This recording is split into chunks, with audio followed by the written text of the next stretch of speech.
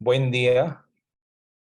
Para el día de hoy, como parte del curso de telesalud, voy a exponer un tema dentro de las prácticas de telesalud.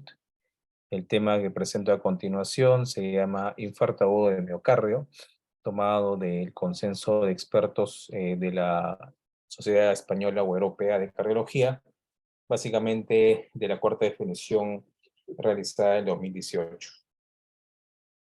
¿No? Entonces, como marco previo, tenemos acá un recuento histórico de cómo se desarrolla el enfoque clínico y la definición de infarto a lo largo de los años, ¿no? Desde el año de la década del 50 hasta la actual definición, que es la cuarta definición, pasando por tres anteriores, hasta el día de hoy, la cual sigue vigente desde hace 4 o 5 años, ¿no? Entonces, todo es un proceso que ha ido cambiando en el tiempo, ha habido una redefinición de los conceptos que voy a pasar a explicar.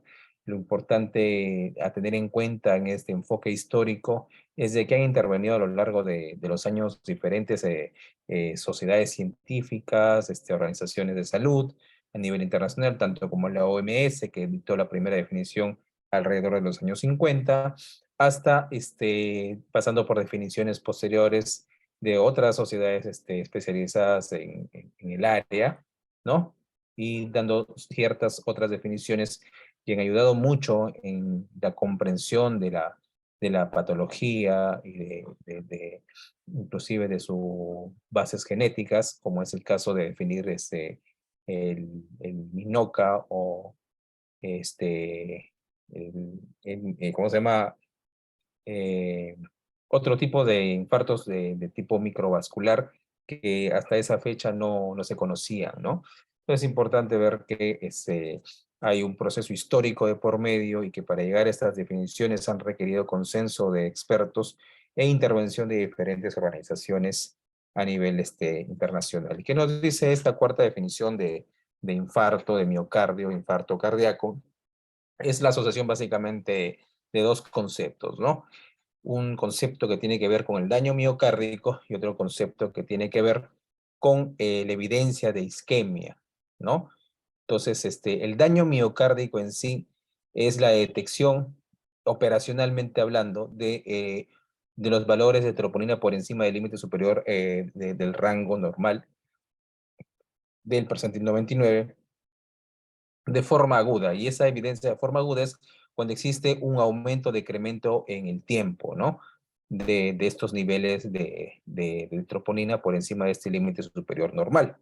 Entonces, a eso nosotros le llamamos daño miocárdico, que si se expresa de forma aguda sería un daño miocárdico agudo, ¿correcto? Asociado a la idea de evidencia de isquemia, es cuando nosotros tenemos una presencia, ¿cómo se llama? De esta lesión miocárdica, esta injuria miocárdica, daño miocárdica, detectado por esos marcadores tipo troponina, en el contexto, como ya lo decía, de evidencia de isquemia miocárdica aguda. Y esa evidencia de isquemia miocárdica aguda se da en cuatro contextos, ¿no?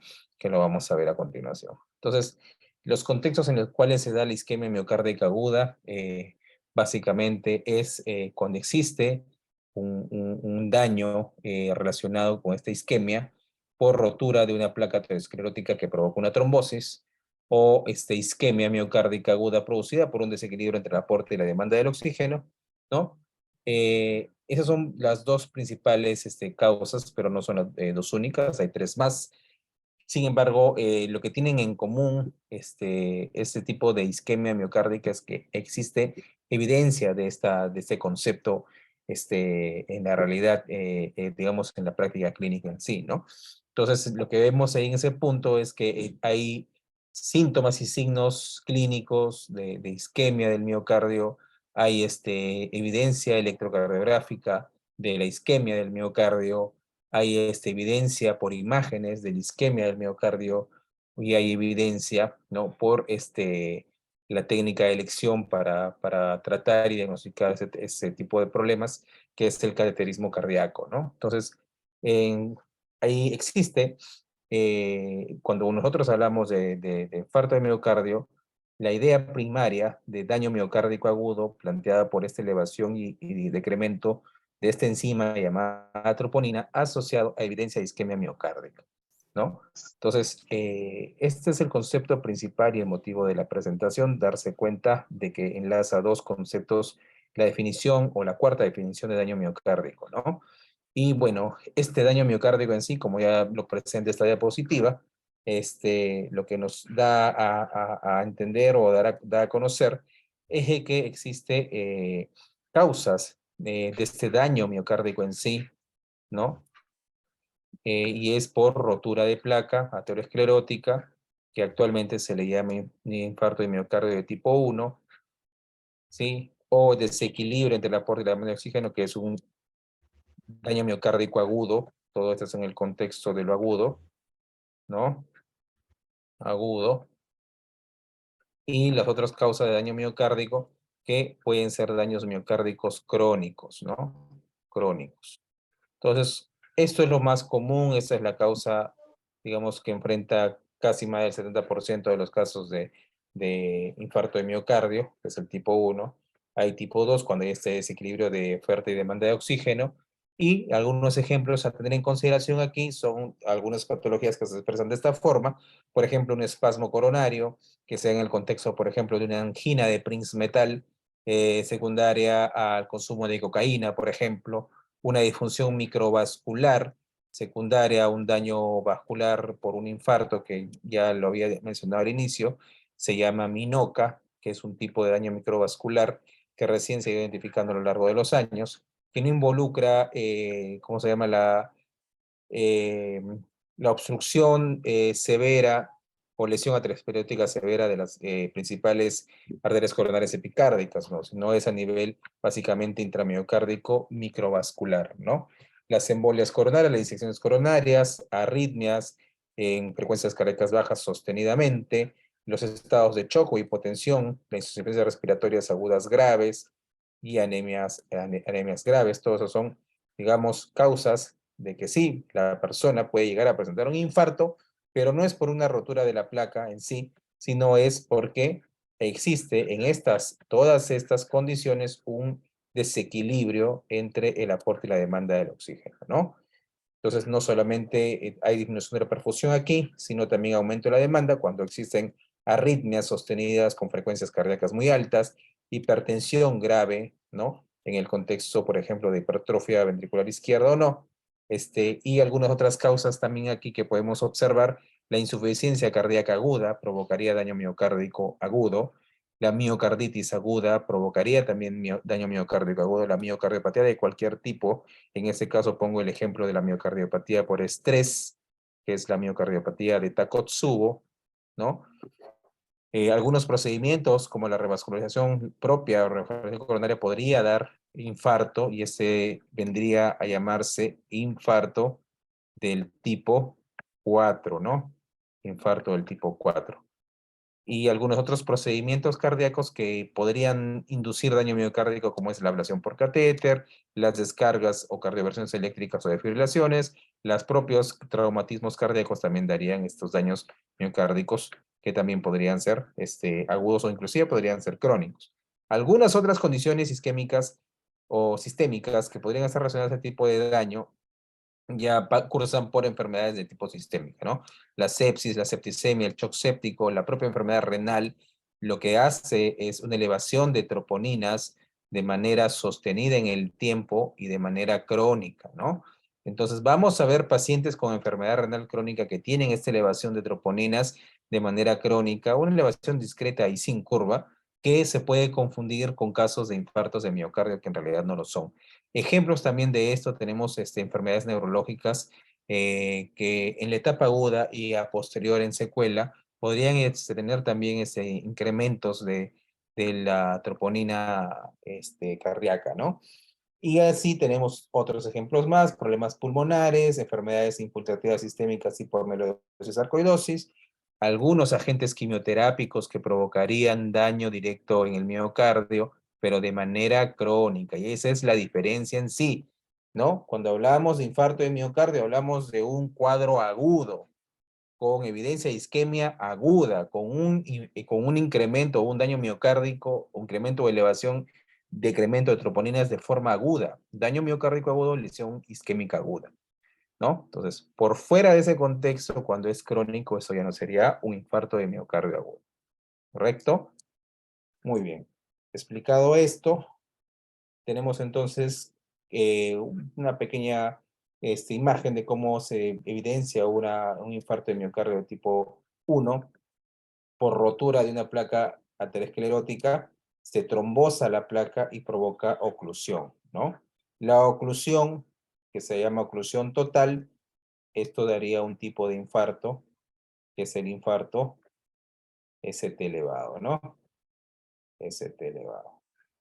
Y la oclusión parcial, como se puede observar aquí, aquí todavía hay flujo, daría otro tipo de infarto, que sería el infarto clásicamente y por, digamos, teoría, esto se correspondería de esta forma, ¿no?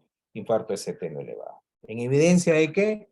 Evidencia de lesión o isquemia, ¿no?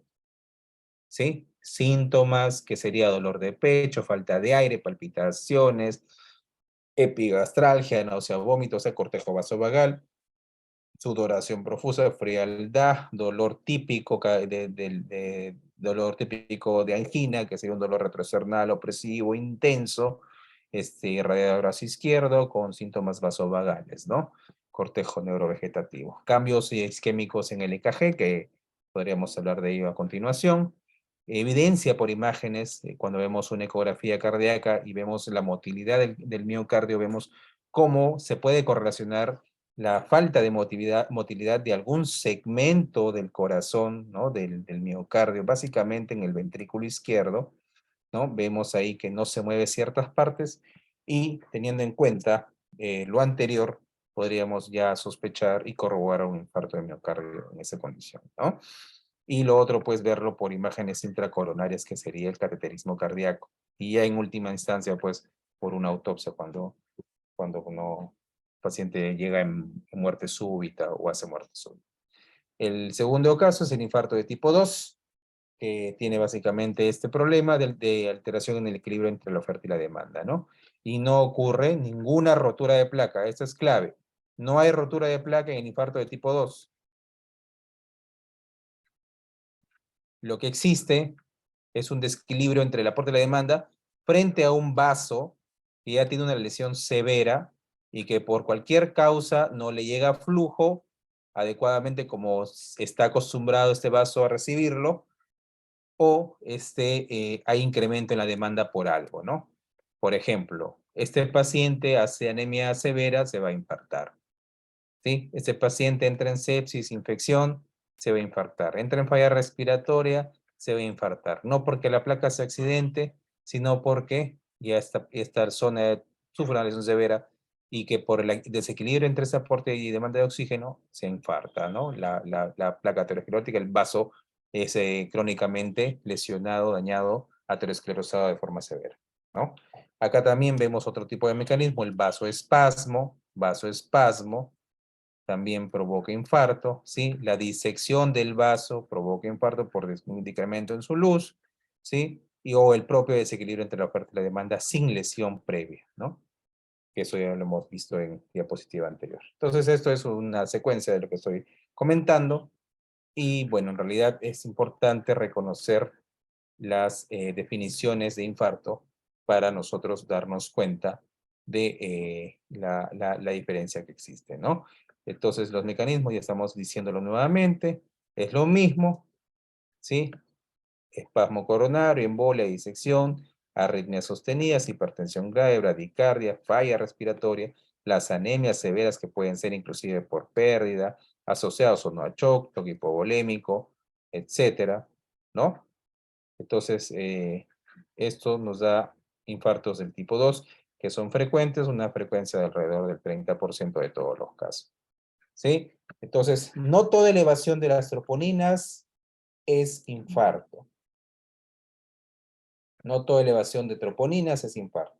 Vemos acá que existe un espectro de condiciones clínicas que nos van a llevar a esta elevación de troponina, pero no existe evidencia de una isquemia aguda. Por tanto, no llegarían a ser infarto.